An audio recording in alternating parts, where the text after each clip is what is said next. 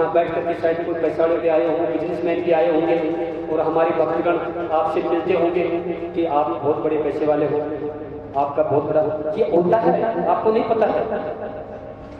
ये जितने बैठे हैं ना बड़े बड़े अरबों खरबों के ये मंदिर बनाए बैठे हुए हैं, इनका यही काम है।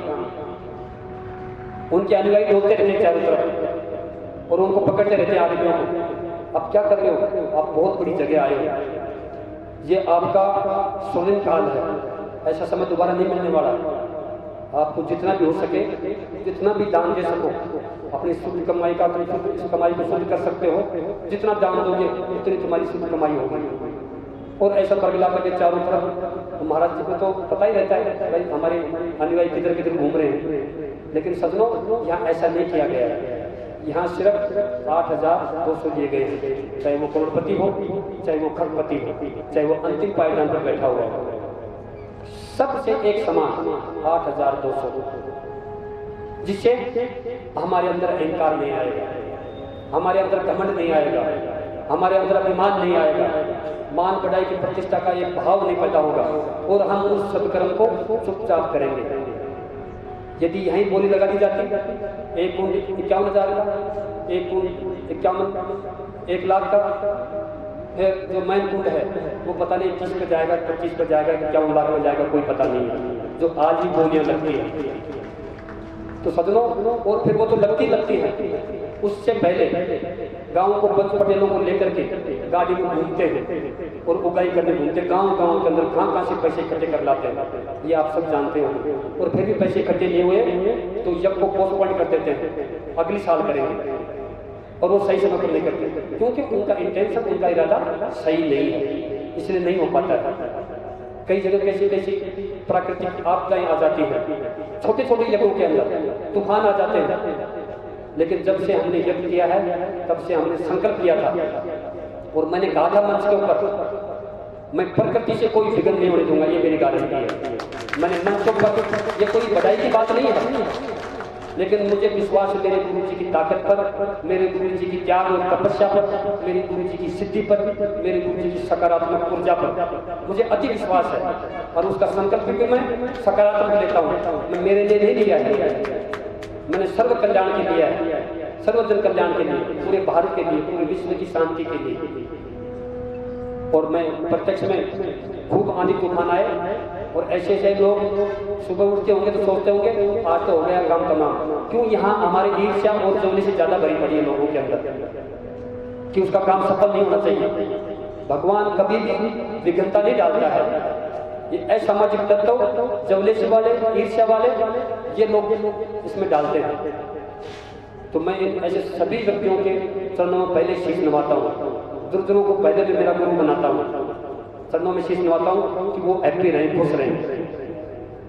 और इस भाव को लेकर के आज 365 दिन का कि प्रकृति से कोई हलचल हो जाए तो मेरी गारंटी, प्लीज आप मत करना, आप सही ढंग से सजग होकर के बैठना, आप हिम्मत मत हारना।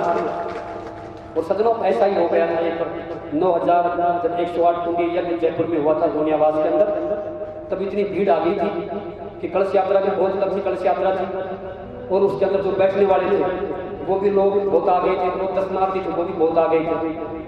और मेरे दिमाग में रहा नहीं कि ये लोग बेचारी शाम हो गई कि कैसे जाएंगे इसे। तो मैंने कहा कि भाई सब खाना खा के जाएंगे, कलश यात्रा वाले भी और ये जितने भी आदमी जितने भी। अब सजनों उसमें सब खाना चल रहा था स्मूथली, थोड़ा बहुत लेट हो गई तो पूरी पारी और हो जाती है जब इतने लाखों आदमी हैं। और फिर भी वो सब काम 10:30 और पौने 11 बजे तक निवृत्त हो चुका था। लेकिन उसी बीच में कुछ लोग होते हैं ऐसे, वो सोच रहे थे ये तो बहुत भयंकर भीड़ है, यहाँ तो खाना कैसे मिलेगा। तो थोड़ी लेट हो गई तो बेचारा जो जोड़ी लेके आया था उस आदमी को गाड़ी लग गई कि तुम हमें कहा लिया है, तुम यहाँ सही ढंग से रोटी नहीं मिल रही है, पूरी नहीं मिल रही है, आज ही ये हाल है, 5 दिन क्या हाल होगा। ये तो 9,108 कुंडी धरती पर कभी हुआ भी है क्या ऐसा। और उसको गाड़ी में लग करके और वो होटल में खाने चले गए। और मेरे को पता पड़ा 11 बजे, वो मेरे पास आए, थोड़ी सी उदास हो गए, महाराज जी ऐसा हो गया। लेकिन वो कोई बात नहीं बेटा, ऐसा हो जाता है। उसको मैंने समझाया, उन आदमियों को समझाएंगे, बल्कि उनको शांति से कहा लेकिन जब दूसरे दिन यज्ञ प्रारंभ हुआ तो मेरा दिमाग भी खराब हो गया और मैं ये चीजें कह बैठा कि आप यहाँ सत्कर्म करने आए हैं और ये मेरी गारंटी पे आए हैं आप, तो आपकी सुरक्षा, आपकी व्यवस्था, आपको सब चीज पहुंचाना मेरा धर्म है, आपका नहीं है। आप चिंता मत करिए, सब दूंगा मैं। लेकिन सज्जनों, आप अपने आप को सही रखिए। आप अपने आप को सही नहीं रखोगे तो मैं नहीं बता सकूंगा। हाँ, प्रकृति कोई आंधी तूफान आए, कोई कुछ भी विडंबना आए, उसकी गारंटी मेरी है, उसको मैं स्वीकारूंगा। आपके ऊपर एक आंच नहीं आने दूंगा। और ये मेरा शरीर आपके चरणों में बिछा के मैं पहले रखता हूँ और आप मेरे ऊपर हवन कर रहे हैं, मेरे ऊपर चल रहे हैं। आप ऐसा मत सोचना कि हम पृथ्वी पर चल रहे हैं। ये पूरा संकल्पित इस तरीके से मैंने ले रखा है। तो आप देखिए मेरे ऊपर तुम कहाँ कहाँ पैर रखते हो, आप क्या सोच करके तुम आहुति देते हो, आप क्या सोच करके क्या बातें करते हो आप शरीर में, ये आपके ऊपर निर्भर है। और तुम छोटी सी चीज के लिए, अरे 11 बजे तो 12 बजे तो घर के अंदर खाना खाते हो रात को, आप 11-10 तो आम लग जाते हैं घर के अंदर। जब लाखों आदमी खाना खा रहे हैं, आपको खबर नहीं रही। तो मैंने उनको फटकारा और साहब 2 दिन तो यज्ञ चला स्मूथली और 30 दिन ऐसी विडंबना आ गई कि बहुत भयंकर 3 बजे अंधेरा छा गया और तूफान चारों तरफ, मोटे मोटे ओले गिर रहे थे चारों तरफ, हमारे 2 किलोमीटर के कानोतान इसके आसपास। और लोगों के फोन आ रहे, तुम्हारा क्या हालचाल है, यहाँ तो बहुत भयंकर बारिश हो रही है, रोड़े पड़ रहे हैं चारों तरफ बहुत। लेकिन सज्जनों, ऐसी अंधेरा हुआ तो सब लोग मुंह बैठ गए, सब भगने के लिए तैयार। देखो धीरज नहीं है, जबकि मैं कह रहा हूँ ये मेरी गारंटी है, फिर भी लोगों को नहीं बाजा था। उकड़ू बैठ गए और उसको जो नीचे बिछा रखा था कट्टा, उसको ऊपर ओढ़ लिया और पकड़े जैसे भगेंगे ना, इस तरीके से हो गए। मैं सोचा आप शांति रखिए, कुछ नहीं होगा। मैं उठ करके मैं भी हवन करने लग गया, मैं ऊपर बैठ गया और गुरु महाराज से अरदास करी। सत्रह आधा घंटे के अंदर कुछ नहीं हुआ और ऐसी सूरज की किरणें निकली, लोगों में ऐसी उत्साह हुई और जयकारे बोलने लगे जोर जोर से, मतलब 1 मिनट में खुश हो गए वो। और फिर वो जाकर गए वो अपने अपने घर पर, तो लोगों ने कहा यार बहुत भयंकर पानी भरा पड़ा है और उस 2 किलोमीटर के एरिया में कुछ भी नहीं था। तो सदनों, ये सदगुरुदेव श्री योगी बाबा बालनाथ जी की अति विशेष कृपा थी और आज भी अति विशेष कृपा है। ये मेरी कृपा नहीं है, मैं तो एक सेवादार की तरह काम कर रहा हूँ। आश्रम की भारी गुहारी साफ सफाई, मैं कोई मेहनत नहीं, मेहनत बढ़ के नहीं बैठा उस गद्दी के ऊपर, उन्होंने मुझे मेहनत बनाया गया है। ये गुरु जी की कृपा से ये सेवा का बाहर दिया गया है जो कुछ समय के लिए मेरे पास है। तो मैं चाहता हूँ कि ज़्यादा से ज़्यादा मैं अच्छा करूँ और आपको अच्छा देने का प्रयास करूँ। यदि आप सजग होकर के पवित्र आत्मा से ग्रहण करेंगे तो आपको सब कुछ प्राप्त होगा। और सदनों, आपद आपी के चक्कर में एक ही दिन के अंदर पूर्ति करना तो कहीं भी पूर्ति नहीं होगी।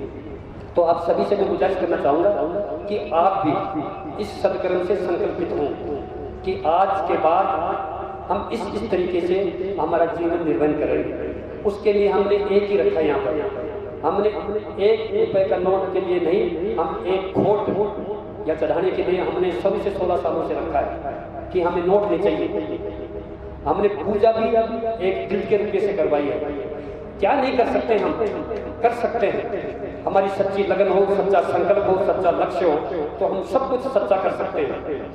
उसको चरितार्थ करने के लिए इन यज्ञों का विशेष महत्व है। और देख लो, हम विगत हमारे आचार्य, हमारे विद्वान भी बहुत संयमित होकर के काम कर रहे हैं। मैंने ऐसा कहीं भी नहीं देखा, किसी प्रकार के दिल और दिमाग में हलचल नहीं है और वो पवित्रता आ गई है कि ये हमारी कमी है कि इस काम को बिगाड़ने का काम हमारी इच्छाएं करती है। और सदनों, इच्छाएं कभी भी किसी की पूर्ति नहीं हुई, चाहे वो रावण हो, चाहे वो कोई भी गुण नहीं, ये हमें सब विदित है। लेकिन फिर भी हम 24 घंटे हर काम के अंदर इच्छा को जागृत रखते हैं, सत इच्छा को जागृत रखते हैं। तो ये हमारी खुद की कमजोरी है, नहीं कि उन महान विभूतियों की कमजोरी है, हमारे धर्म के अग्रणी रहे हैं उनकी कमजोरी है, ये हमारी। तो इस कमजोरी को पटापेक्ष करने के लिए इन सत्कर्मों का विशेष महत्व लोगों को जागृति लाने का प्रयास कर रहे हैं।